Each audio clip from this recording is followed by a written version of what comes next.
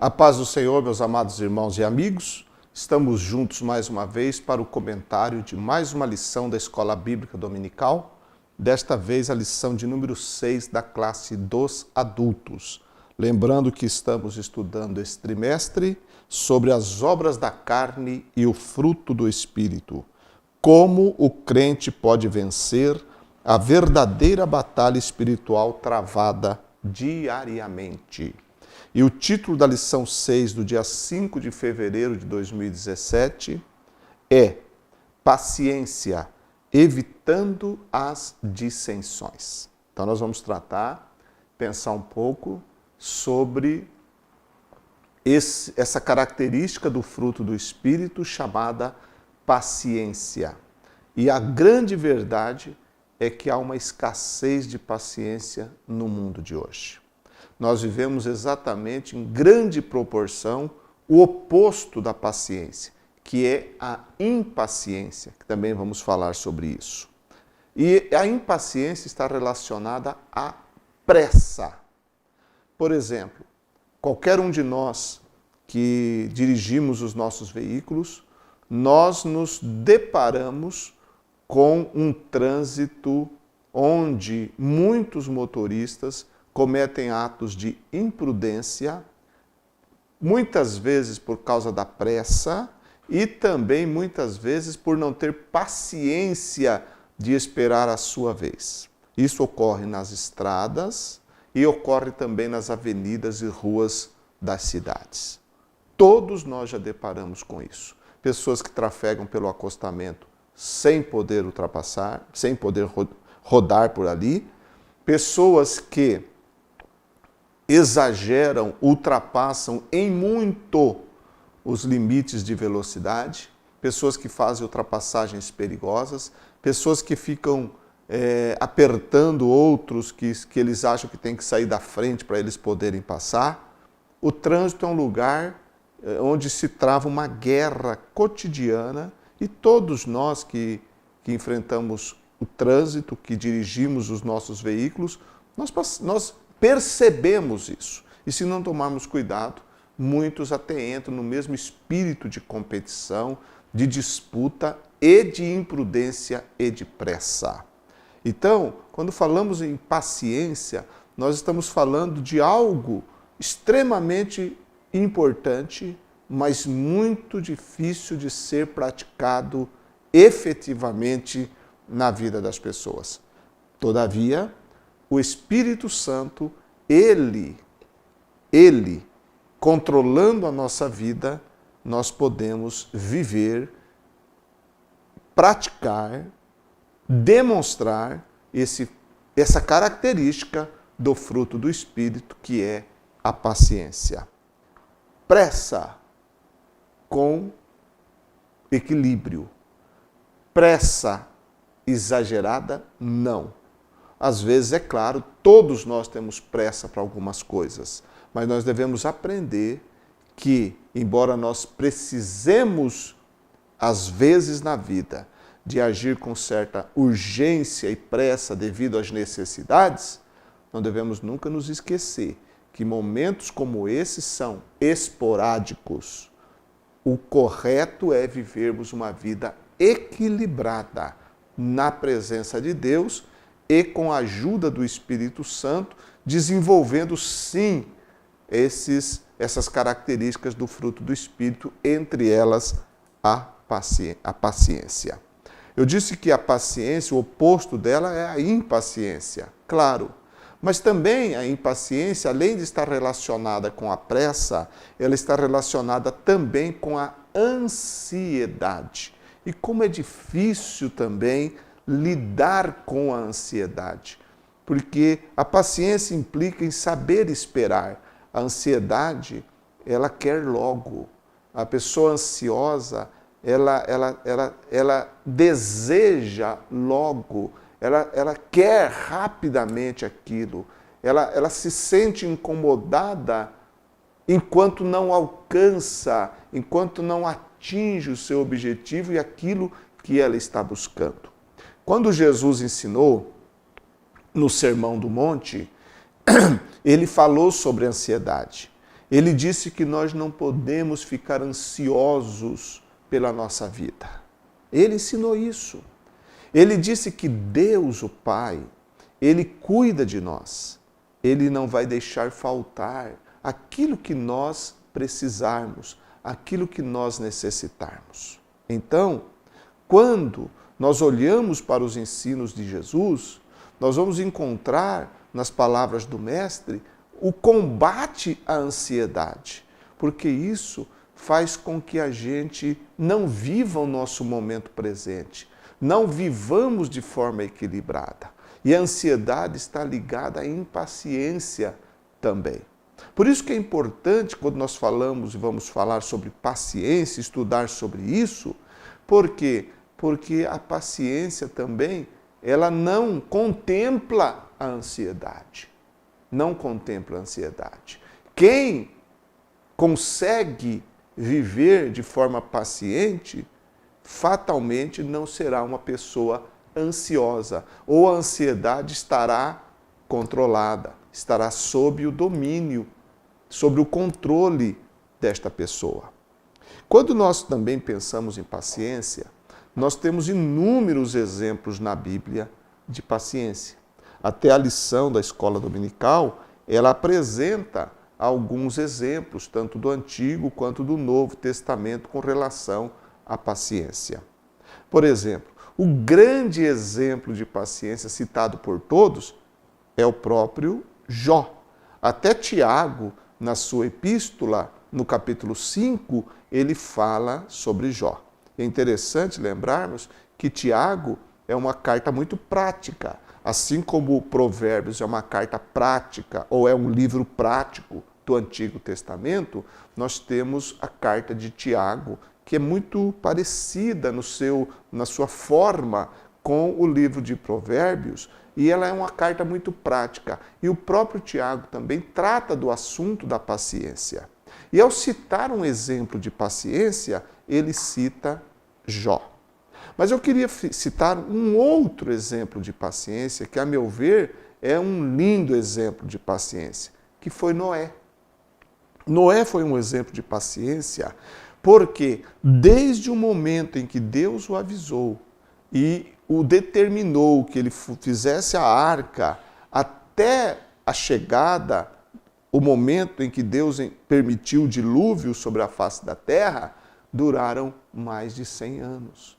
Então, naquele período, quando Deus, na sua longanimidade, ele esperou pacientemente, porque Deus é longânimo, Deus é paciente, ele esperou que as pessoas pudessem ouvir a sua mensagem através de Noé, que, segundo Pedro, era o pregoeiro da justiça. Ele esperou pacientemente. E Noé, enquanto construía a arca, ao mesmo tempo anunciava o arrependimento às pessoas, ele também exerceu paciência, porque foram anos e anos de construção da arca, anos e anos de pregar o arrependimento, de levar a mensagem da justiça, anos e anos, anos e anos, e quem sabe, tantas vezes as pessoas não tentaram desanimá-lo, quantas vezes as pessoas que o cercavam não, até mesmo zombavam dele por estar construindo aquela embarcação, porque não acreditavam na possibilidade de um dilúvio. Então, o que Noé passou, nós não sabemos os pormenores, mas eu considero Noé um exemplo de paciência, porque ele, de forma muito prudente, muito sábia, recebeu a mensagem de Deus e até o cumprimento, a vinda do juízo de Deus sobre a terra, ele teve que aguardar, ele teve que esperar pacientemente até que a palavra de Deus viesse a se cumprir. Noé, então, é um dos muitos exemplos de paciência na Bíblia. O próprio Moisés é chamado de o homem mais manso da terra. E manso está ligado à paciência. Imagine Moisés tendo sobre os seus ombros a incumbência daquela grande multidão e de um povo que na sua grande parte era murmuradora e incrédula, e Moisés teve que lidar com tudo aquilo, além de problemas com os próprios príncipes de Israel, enfrentou problema até mesmo entre seu próprio irmão e sua própria irmã, mas ele é chamado de um homem manso, portanto ele viveu e desfrutou essa característica também da paciência. Claro que existiram momentos que a gente vê Moisés agindo de forma até precipitada, mas, de forma geral, a vida daquele homem foi sim marcada por paciência. Quando Tiago, eu já citei Tiago, ele fala sobre paciência, e quando ele fala sobre isso, ele fala da volta do Senhor Jesus. Ele diz que nós devemos ser pacientes até a volta do Senhor Jesus. E ele usa a figura do lavrador. Ele diz que o lavrador, ele espera com paciência que a semente venha germinar e venha produzir lá na frente. Ninguém que lança uma semente na terra vai querer comer os frutos dela no dia seguinte. É claro que não. Tem que esperar. Então o lavrador, ele é um exemplo, a sua função, o seu trabalho, o seu ofício, a forma com que ele faz, é para nós um exemplo de paciência também. Então a vida prática deve trazer para nós exemplos. Então por que às vezes nós queremos as coisas, como diz aí, a toque de caixa, rápido, imediatamente? Alguém diz que nós vivemos essa geração fast food, comida rápida, tudo muito rápido. As pessoas estão com equipamento, um smartphone, e não tem paciência de esperar abrir a tela, já vai logo tocando em outra tela, não tem paciência, o dedo parece que não consegue, não segura. As pessoas ficam impacientes, se demora 30 segundos é muita coisa. As pessoas vivem impacientes. E nós devemos ser controlados pelo Espírito Santo para não entrar nessa febre de correria, de falta de paciência, promovido que gera ansiedade, gera desespero e gera, às vezes, ações e atitudes impensadas que depois vão trazer prejuízo para a própria pessoa. Então, vamos olhar para o lavrador de Tiago, vamos olhar para Moisés, vamos olhar para Noé, vamos olhar para Maria, mãe de Jesus, que pacientemente soube aguardar a promessa de Deus, que ficou os 9 meses aguardando a chegada de seu filho, confiando que estava debaixo da presença de Deus. O próprio José, que pacientemente seguia as orientações de Deus, e tantos outros exemplos na Bíblia Sagrada. Lá no capítulo 5 da carta de Tiago, ele dá como exemplo de paciência os profetas. No capítulo 5, versículo 10, ele diz: meus irmãos, tomai por exemplo de aflição e paciência os profetas que falaram em nome do Senhor. Então ele recorre aos profetas do Antigo Testamento como exemplos de aflição e de paciência. E por quantas aflições aqueles homens não passaram? Mas o exemplo deles é tomado por Tiago, recomendado à igreja, recomendado a nós, para tomarmos também os profetas que falaram em nome do Senhor como modelos e exemplos de paciência.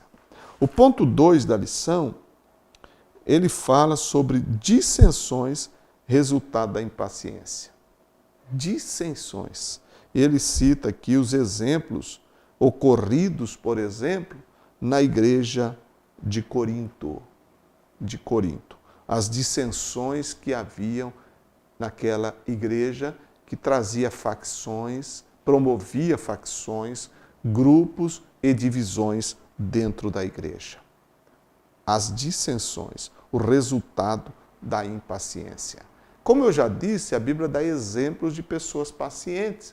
toma todos os profetas como exemplo de paciência, além de muitos outros, patriarcas, santos, apóstolos e muitos outros, homens e mulheres que servem de exemplo de paciência para nós.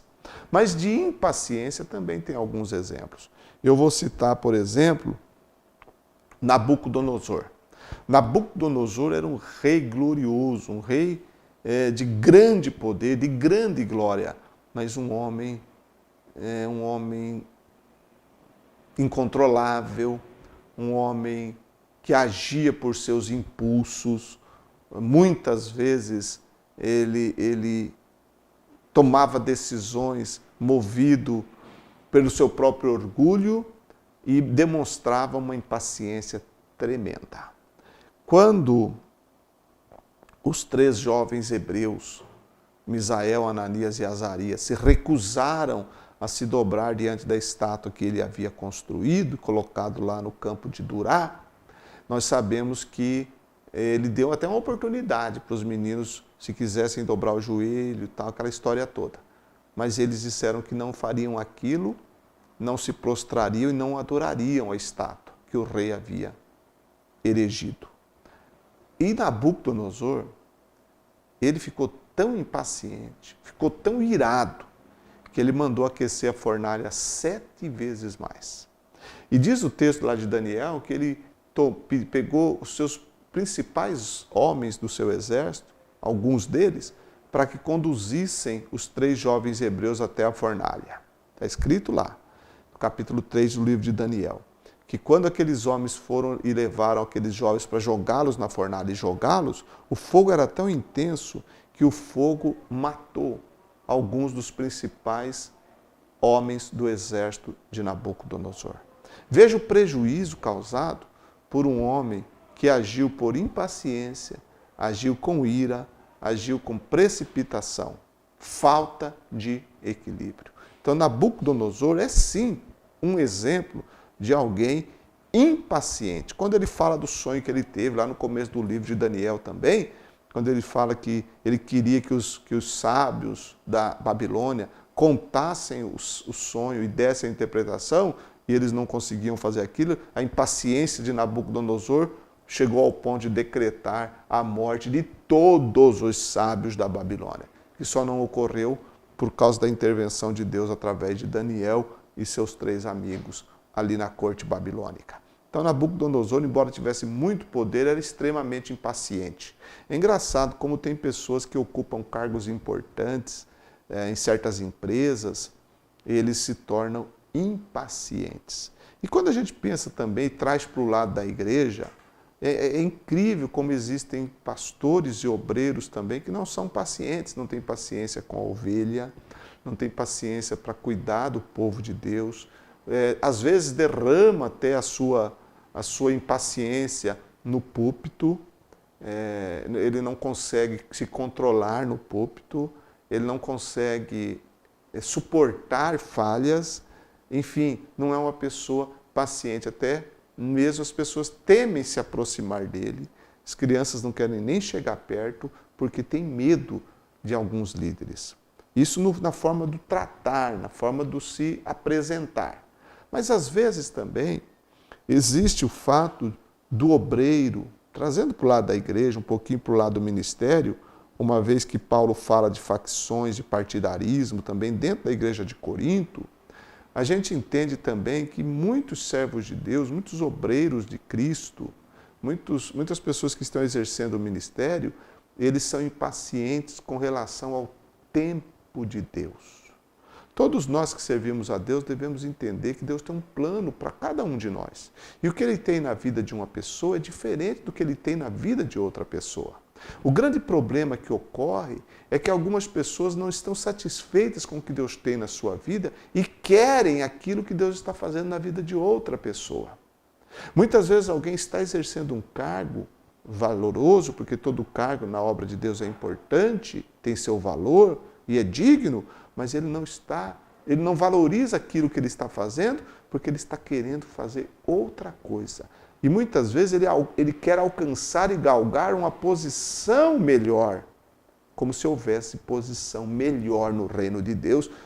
A posição de salvo é a posição melhor. Mas às vezes as pessoas se envolvem muito com essas coisas práticas do ministério, se envolvem muito com esse lado humano, esse lado físico, esse lado hierárquico, e esquece-se que a melhor coisa da vida é a salvação.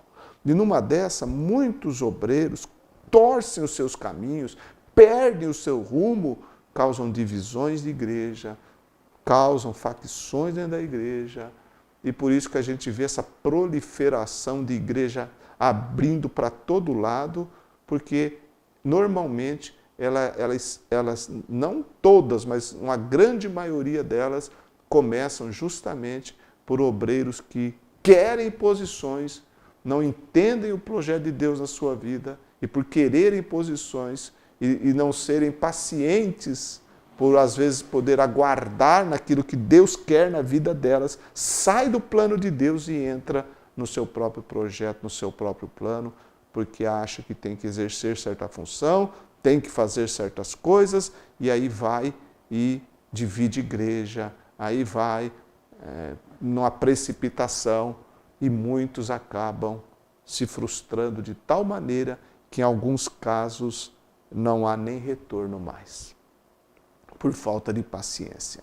Então, quando a gente pensa em paciência, nós que servimos a Deus, nós devemos pensar também no sentido de nós entendermos que nós devemos descansar no Senhor, devemos esperar no Senhor. E quando falamos de esperar e descansar, não é passividade, não, mas é entender que as oportunidades que Deus nos dá, nós devemos aproveitá-las e usar todas as nossas forças para fazer o melhor, para a glória de Deus. E se Deus quer nos dar mais responsabilidades, Ele nos dará no tempo certo, no momento certo.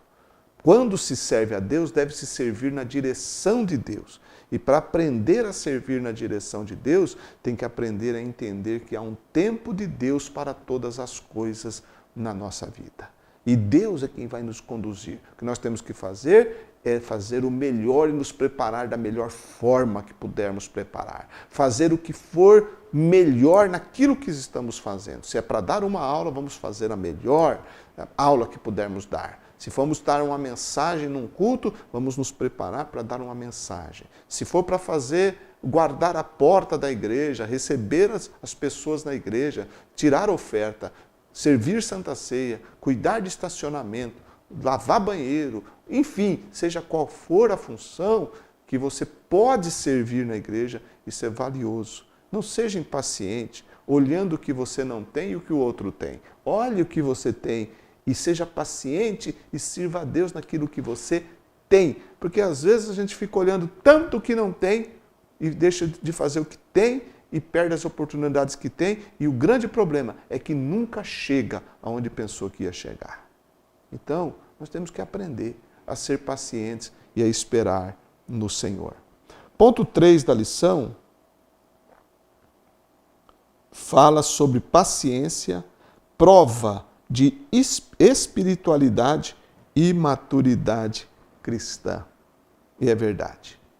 A maturidade cristã, ela se desenvolve aos poucos na nossa vida, assim como um fruto não amadurece de uma hora para outra. Ele é gradativo. Então a própria palavra maturidade cristã é isso. Você aceitou a Cristo, você começou a sua jornada cristã e você vai amadurecendo, vai se firmando.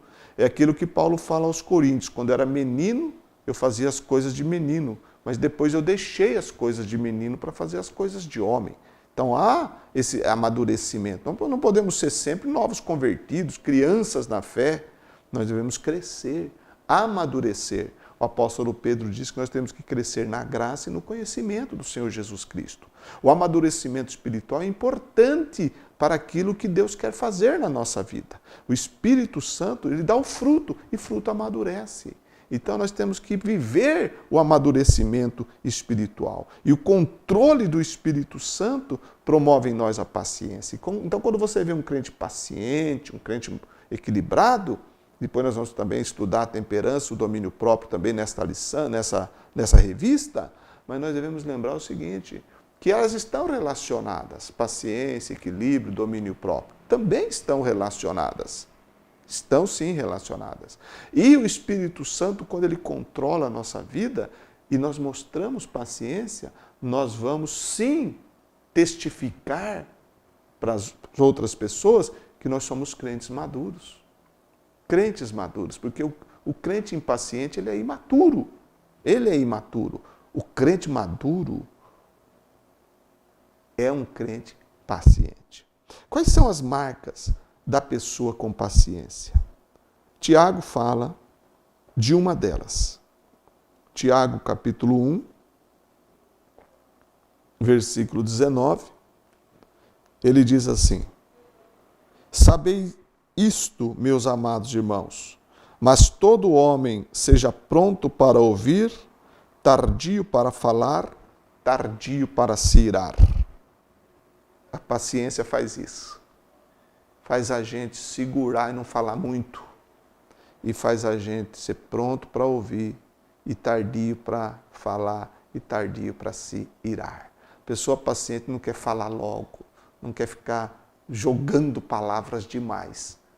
Ele é mais calado, paciente, paciente. Lembra quando os amigos de Jó chegaram para conversar com ele? Ficaram 7 dias sentados, os amigos de Jó, sem falar nada. Jó não puxou conversa nenhuma. Ficaram quietos, ficaram calados. Paciência nos faz ficar calados.